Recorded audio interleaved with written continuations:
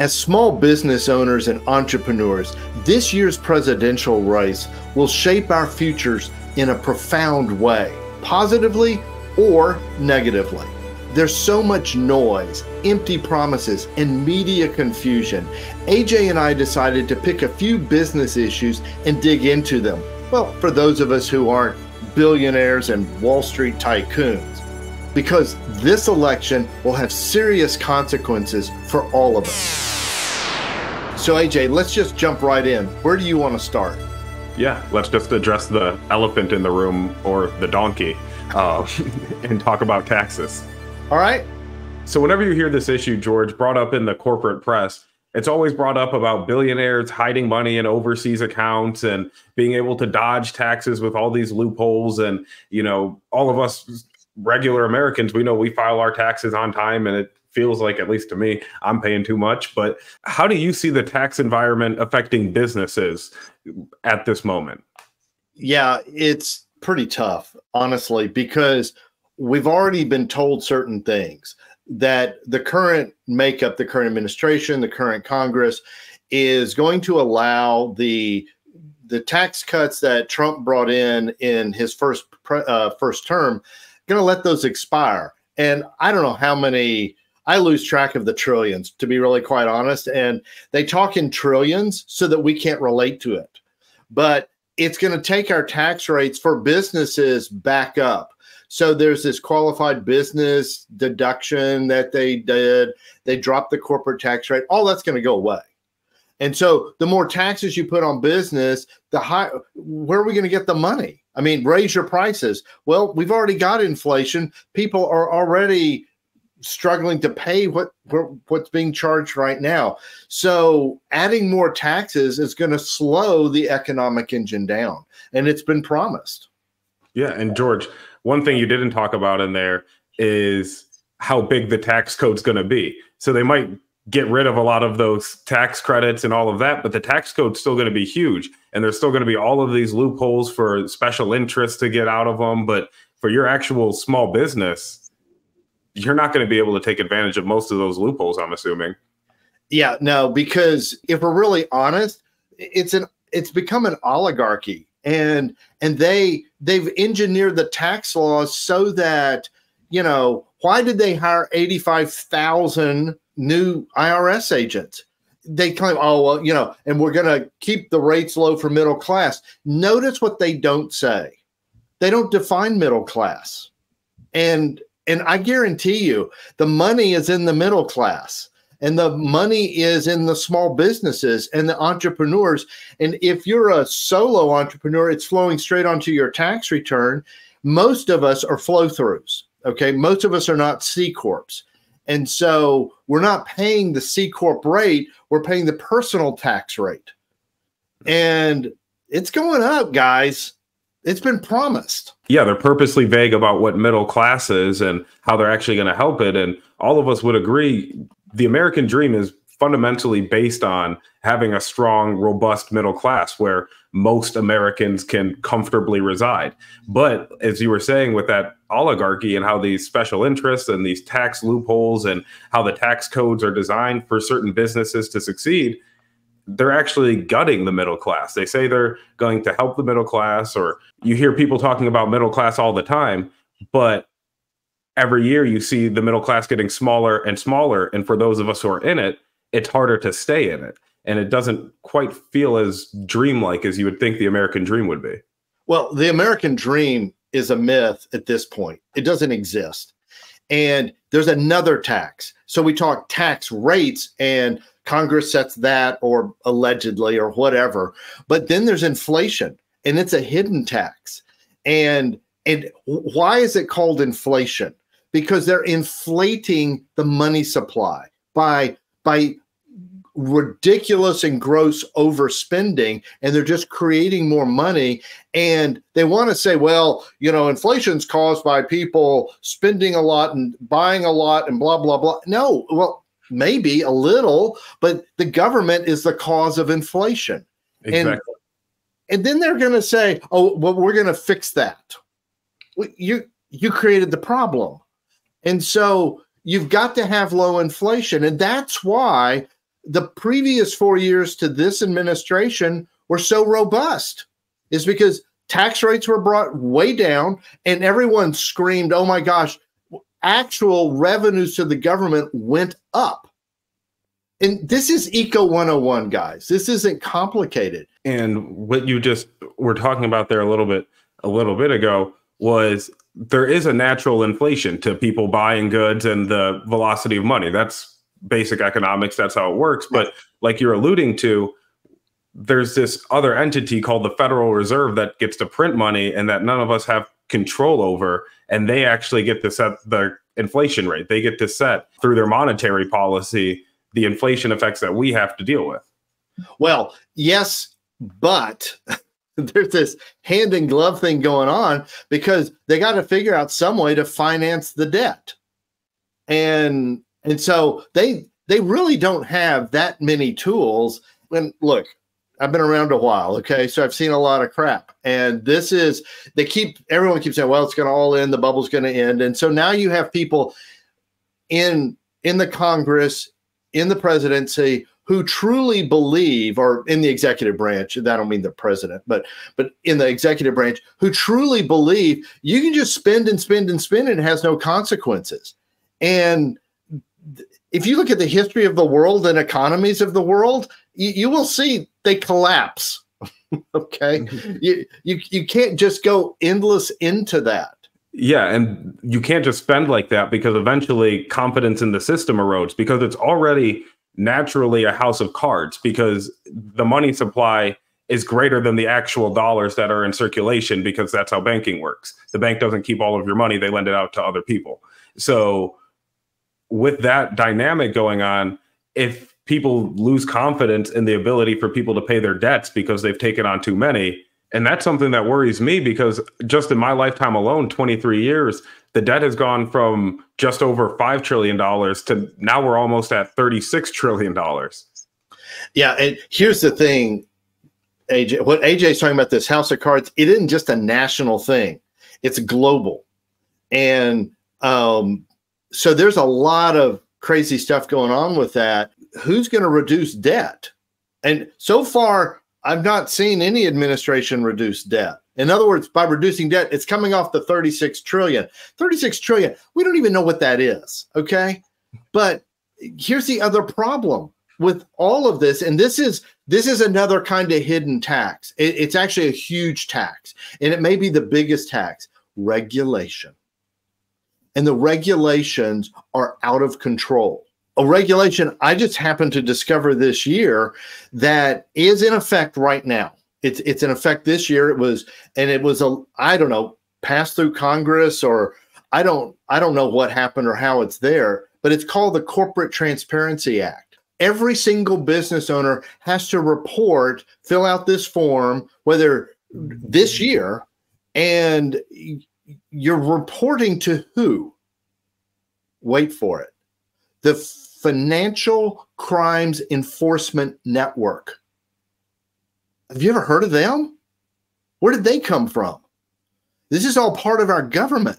I've looked at the information they want. It's basically an invasion of privacy. And I'm for freedom. And I'm for small government. And we don't need all these regulations that they're telling us we need. It's not about free enterprise, you know, and I just picked one regulation I just happened to stumble across that affects every single one of us. We don't have time for this.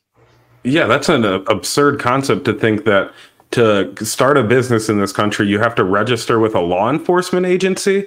I thought this was supposed to be a free market economy, and I thought we were supposed to be free citizens. And this gets to a larger point about freedom, where it's, as free citizens, we're supposed to be treated with rights, and we're innocent until proven guilty. This is the exact opposite, assuming that you're going to be guilty, so you need to be registered with a law enforcement agency so that it's easier for them to catch you when you commit the crime. They're basically assuming you're going to commit a crime, so they want you in the law enforcement database to begin with.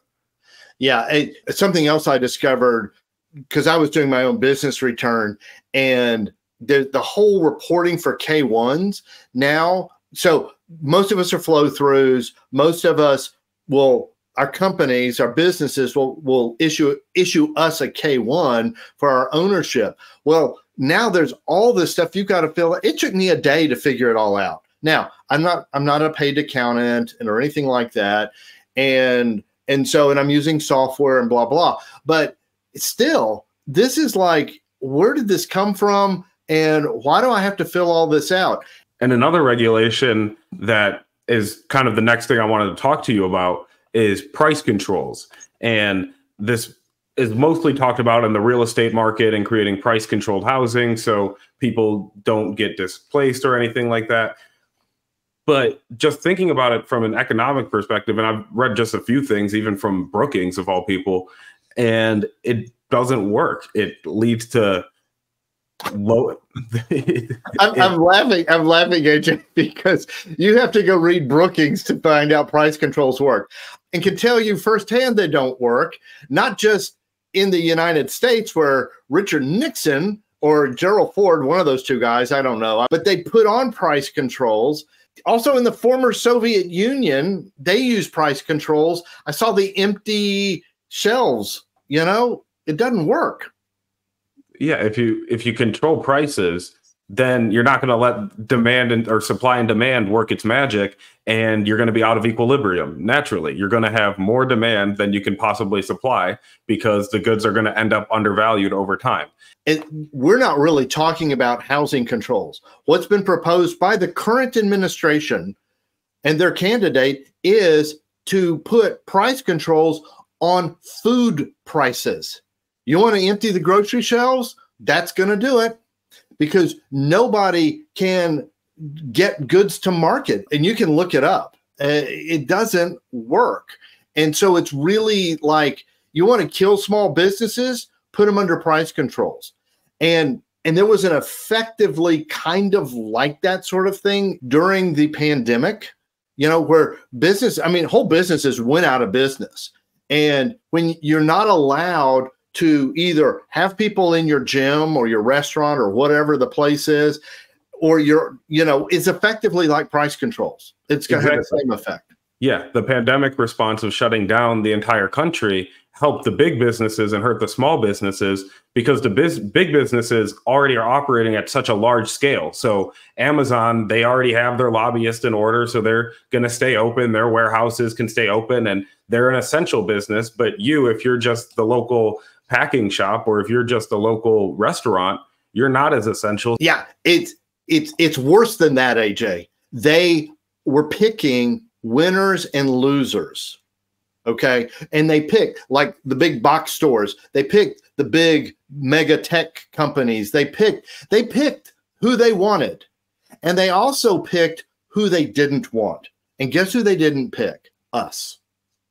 Mm-hmm. And look, the pandemic's over. Stuff came back more or less. Some didn't.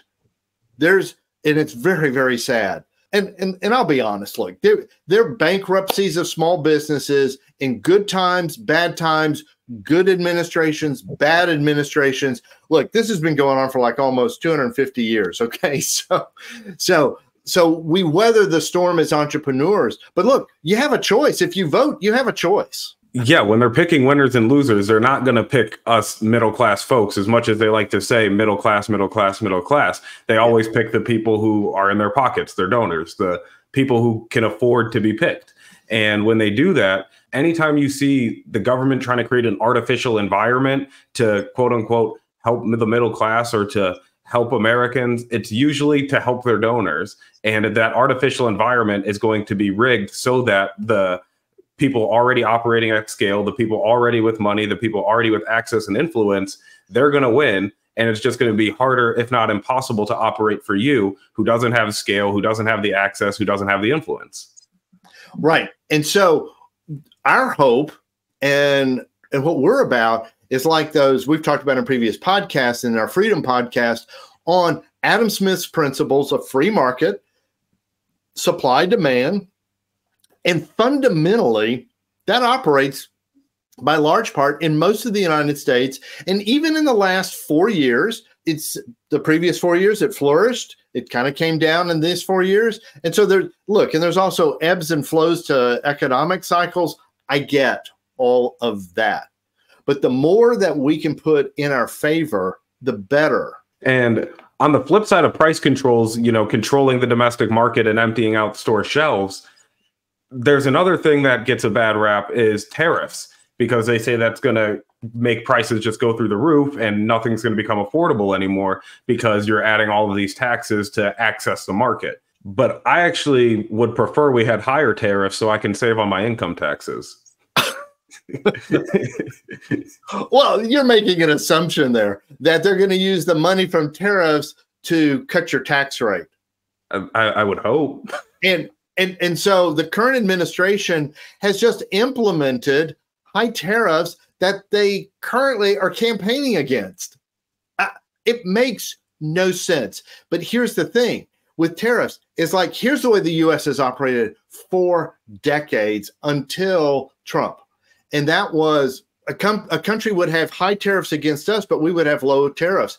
And so we would have to pay high tariffs to them, but they could ship their goods to us for practically next to nothing. And I'm not real wonky into the whole tariff thing, to be really quite honest, but this got my attention. So France is like, they're going to charge us some unbelievable tariff on something that we import from them. And it's like, let's just say it's like a $10 million imported thing or something. It was really small. It wasn't really big. And Trump, I remember this, said, fine, we're going to charge, and it was an outrageous number on Bordeaux wine. Now, the only reason I tuned into this is I love Bordeaux wine. And I'm like, no, not Bordeaux wine. No high tariffs on Bordeaux wine. Well, it was a negotiation ploy because he's like, fine, you want to charge us this? We're going to wreck your wine economy, because honestly, if you take the U.S. market out of the French wine exports, it crashes. They lose they will lose everything. And sure enough, they backed down, and my price of bottle of wine stayed the same, and we're all happy. but essentially, that's if you charge us low tariffs, we charge the same. I think we ought to match everybody, because then that levels the playing field. Everything's the same. You want to charge us high tariffs? Fine, we'll charge you high tariffs. You want to wreck our car market? We'll wreck your car market. That's fair. That's why it's called a trade war, without bullets, without bombs, but it's a war. And every country is trying to get ahead of itself. And every country wants to sell to who? Us, America. I like how you frame that as a trade war, because most Americans don't think twice when their administration tells them to go to any war around the world. But when there's a trade war, people get all scared and, oh no, not my Bordeaux wine. But in reality, that's the war we should be okay with. We shouldn't be as okay with the constant wars we are everywhere else. But trade wars, we have the biggest economy. You want to sell to us. You want to access our markets. You want American consumers. You want access to the biggest economy in the world. That's a war that we're going to win almost all the time. And the even better thing is we don't have to kill anybody to do it. So AJ, let's get back to the real impact on small business owners. And that is, if your government protects you to compete on an even footing with cheap foreign goods, and now they've leveled the playing field, you got a shot. And you go like, well, George, that's not free markets. I go, yes, it is. I can't control what government A is going to charge on their products into us, or how they're going to try to undercut us and drop our, and it's everything, steel prices, you name it. Okay. Everything. And so we end up on an uneven playing field, and guess who loses? Us, small business owners and entrepreneurs. We need protection from being undercut by foreign governments. And so that is free market. Free market is just simply everything's even. We're on an even playing field. That's all we're asking for. That's all I'm suggesting. I'm not talking about punitive tariffs where, we're going to do to them, no, it's just match them. And what tariffs allow us to do is gives us the freedom to access our free markets. Because otherwise, like you said, they could be undermined. The job of the government of the U.S. is to look out for its citizens and to make sure that we can continue to live within our freedoms. They don't have that. France doesn't have a right to sell wine to the United States, but you as an American, you have the right to start a wine business. Right. And so I can't grow Bordeaux wine in the States. Okay. So I'm not going to compete Bordeaux wine to Bordeaux wine.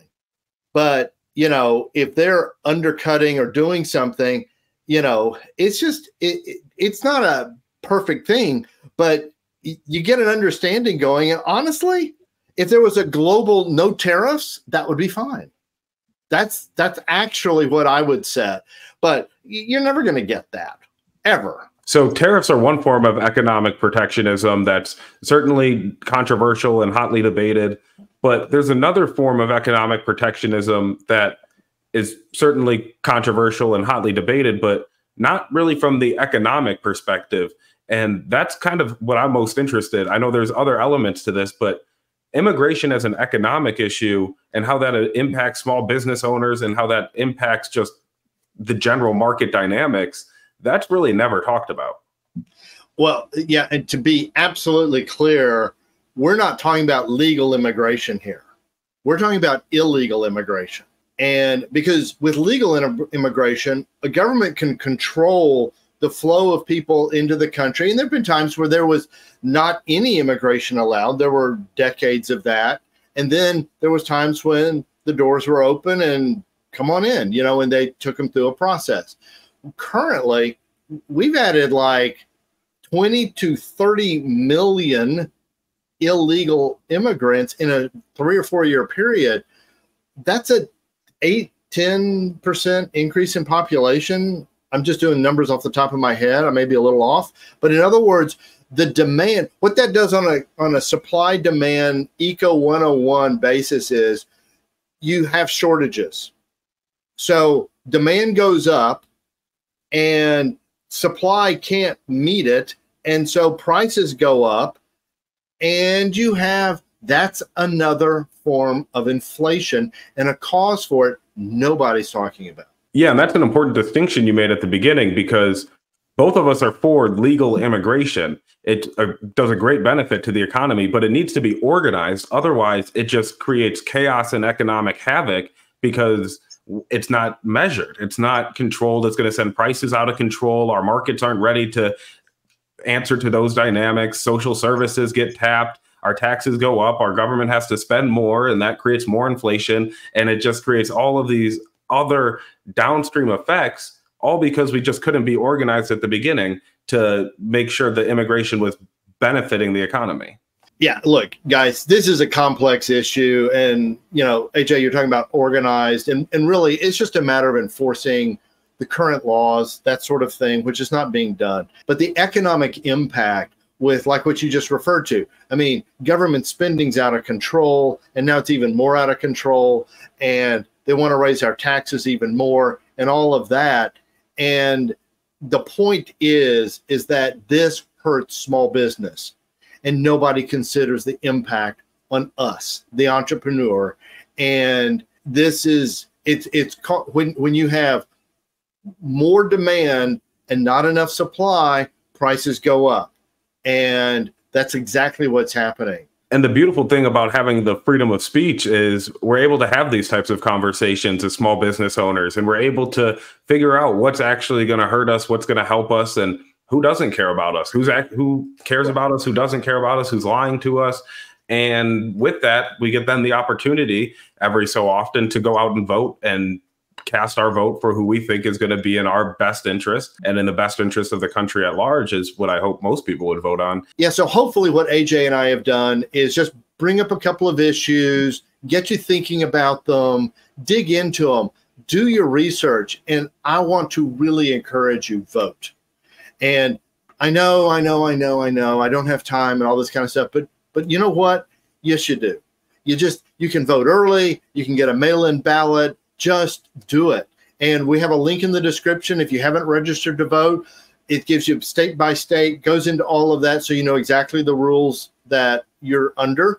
and get registered, cast your vote, do some research. And the bottom line, just vote for your freedom. And check out this video right here. I know you're going to love it. And in the meantime, may you live truly free.